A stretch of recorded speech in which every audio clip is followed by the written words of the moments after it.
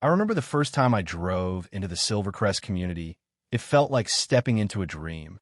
Quiet streets, friendly neighbors, and a house that seemed perfect for both living and working. The yard was big enough, and the garage, well, it was just right for what I had planned. I had always dreamed of opening a workshop, and now here I was, finally with the space to make it happen. Little did I know, I was about to be caught in a battle that would change my life forever. At first, everything went smoothly. I unpacked my tools, set up my workshop, and got to work crafting furniture. The neighbors were supportive. They'd stop by, see what I was working on, and even place orders for custom pieces. It was everything I had hoped for. I wasn't just living in a neighborhood. I was becoming part of a community. I was balancing life and work in what seemed like the ideal spot. But things started to take a turn when the HOA leadership changed. Daniel, the old president, was replaced by Karen Williams. From the moment she took over, I knew trouble was on the horizon. She had this vision of the perfect neighborhood, and unfortunately for me, my workshop didn't fit into that vision. Karen's policies quickly started to get more and more restrictive, and it didn't take long for me to feel the heat.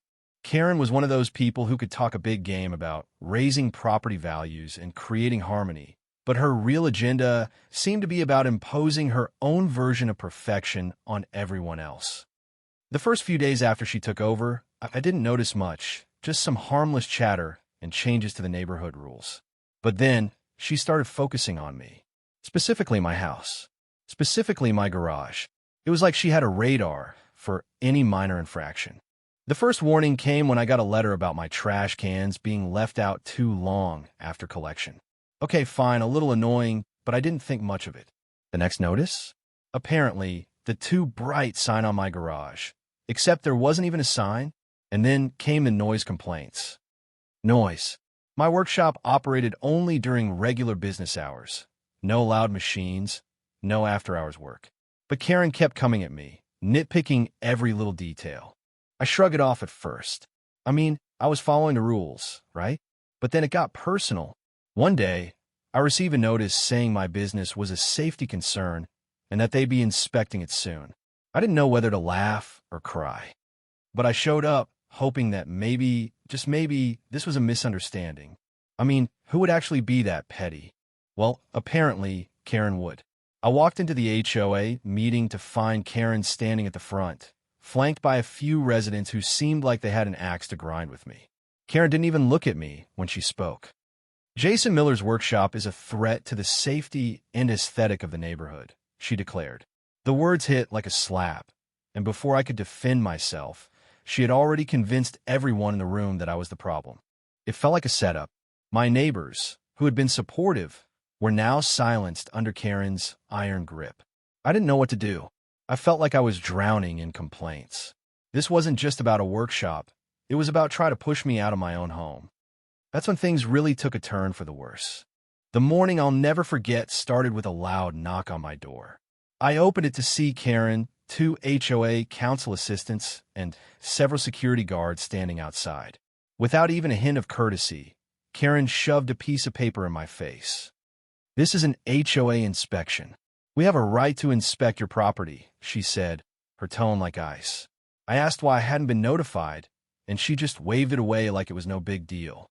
Things escalated quickly.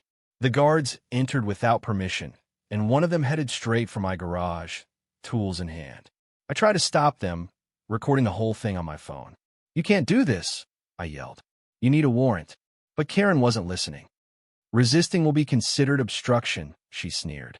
I watched helplessly as they rifled through my workshop, tossing things around like they were looking for evidence of crime. The worst part? Karen had the audacity to call my work unsafe and ordered the confiscation of everything, tools, machines, materials. All of it was loaded onto a truck in front of my house. I was crushed. This wasn't just a theft. It was a violation of everything I had worked for. "This is my property," I shouted, but it was like talking to a wall. The guards didn't care. They were just following orders. Just when I thought it couldn't get worse, Karen delivered the final blow. "You'll receive more fines for breaking the rules. If you don't comply, we'll auction your property," she said with a smile that sent chills down my spine. That was it. That was the breaking point. I knew I had to fight back. I called my lawyer, Sarah, right away. She was calm but determined. "We'll get your tools back," she promised. "And we're suing them." The next day, we filed a lawsuit, and I started documenting everything. Photos, videos, witness statements. I wasn't going to let Karen get away with this. But it wasn't just about getting my tools back. It was about holding Karen accountable for the abuse of power. Sarah dug into the HOA's records and discovered that Karen wasn't just acting out of a sense of duty. She had been using her position for personal gain. She was working with a developer who planned to buy up homes in the neighborhood and build a commercial center. The pieces started falling into place.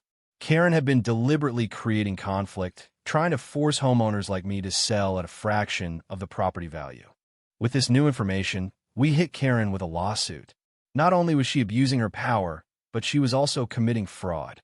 The press picked up the story, and soon enough, the local community was buzzing. People who had been too scared to speak up started coming forward, and even my neighbors who had supported me began to share their stories of Karen's manipulations. As the case went to court, Karen showed up with her expensive lawyer, expecting her money to shield her from the consequences. But Sarah was ready. She presented the video of the illegal seizure of my tools, along with testimonies from my neighbors, including Lisa, who had witnessed the whole ordeal. She didn't hold back. Karen just wanted Jason out. She used her position to harass him, Lisa testified.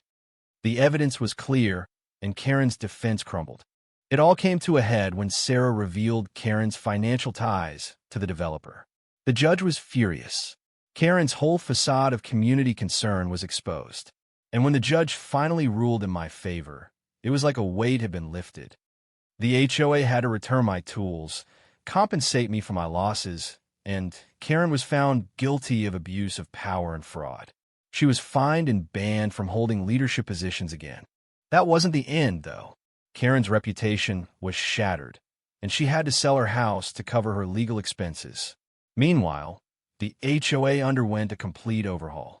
The new leadership brought transparency and accountability. No more secret meetings or backdoor deals. I got my workshop back, though it was in worse shape than I remembered. Some tools were damaged, others just worn out from the way they were handled. But with the compensation from the HOA, I was able to rebuild, improve, and even expand my business. Orders started pouring in, and people started recognizing me, not just as a craftsman, but as someone who had stood up against injustice. As the neighborhood changed for the better, I found myself more involved than ever.